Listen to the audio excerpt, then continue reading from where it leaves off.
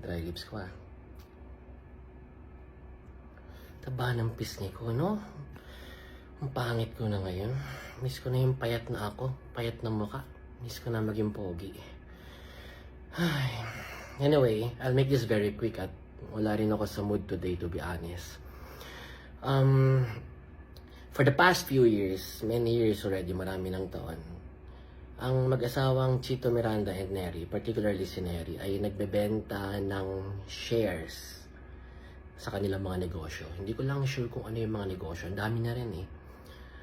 Ang alam ko lang na miracle ako dahil may nakausap ko ng isang investor is yung F&B nila, food and beverage business nila, isa tong restaurant. Hindi ko na lang mapangalanan. So what they're doing for the past few years is, for example, mag-open kami ng panibagong franchise, mag-open kami ng panibagong branch dahil wala kaming pondo. So ibebenta namin shares ng kumpanya. Okay, for this particular branch of this restaurant, bibenta ako 10% share sa'yo, investor A, kapalit ng 1 million pesos.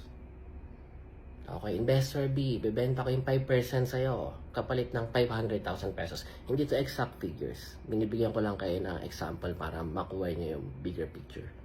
So ngayon, for the past few years, nakarami sila ng branch, nakarami sila ng negosyo, nakarami sila ng kumpanya, and with all these businesses, wala silang puhunan. Alright, I know the feeling, been there, done that, sakit lang sa ulo. Para makalikom sila ng pondo, they keep on selling shares of their businesses, shares of their companies to different investors. And for the past few years, nakarami na sila ng investor.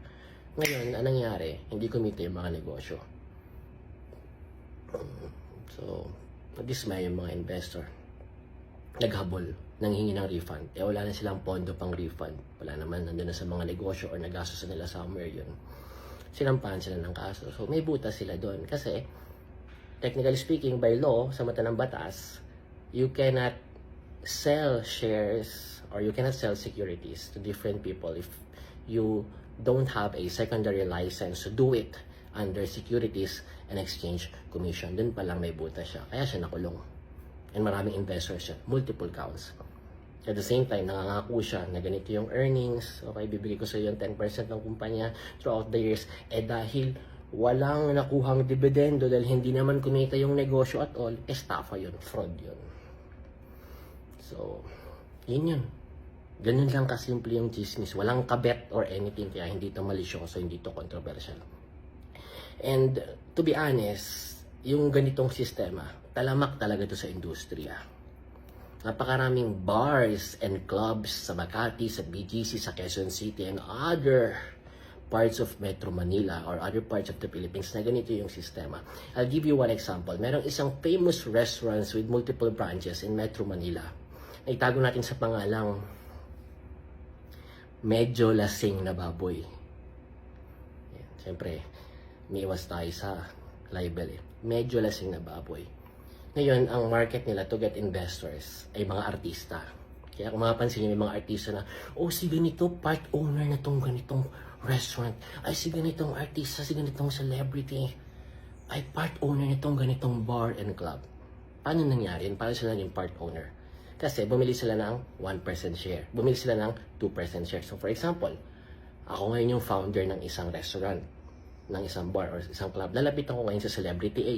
Pag nilapit ako sa celebrity A, okay, 1% share ng kumpanyang to, ng restaurant na to, kapalit ng 1 million pesos. Exact amount na to. Hindi na to example.